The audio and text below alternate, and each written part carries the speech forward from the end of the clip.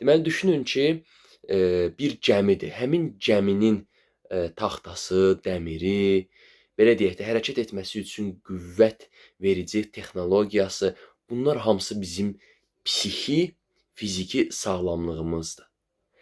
Əgər bir insan öz psixi, fiziki sağlamlıqlarına baxmırsa, onun üçün belə deyək də, psixikasını və fizikasını ruhlandırmır, qidalandırmırsa, mən inanmıram ki, o gəmi olsun.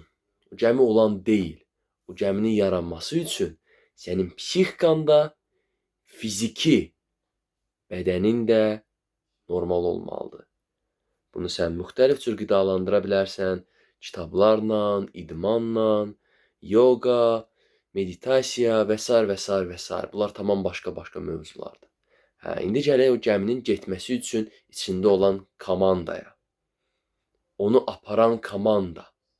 O komanda isə günlük bizim elədiyimiz işlərdir. Günlük bizim gördüyümüz disiplin, ağıllı disiplinlə qurulan işlərdir. Mən burada bir nüansa toxundum. Ağıllı disiplin. Disiplin deyir ki, sən hər gün saat 5-də dur qaç. Ağıllı disiplin onu demir. Ağıllı disiplin nə deyir? Əgər sənə 5-də qaçmaq psixikava bir müddət sonra ziyan verəcəksə, sən 8-də dur, gəz. İkisinə də hərəkət eləyəcəksən.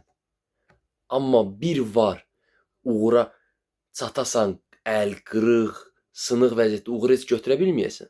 Bir də var, gec çatasan o uğura. Amma o uğura gələnə kimi o yolda o qədər harmoniya, xoşbəxtlik qazanasan ki, artıq o uğura çatanda sən biləcəksən ki, o çatdığın nöqtə yox, getdiyin yol sənin uğurun idi.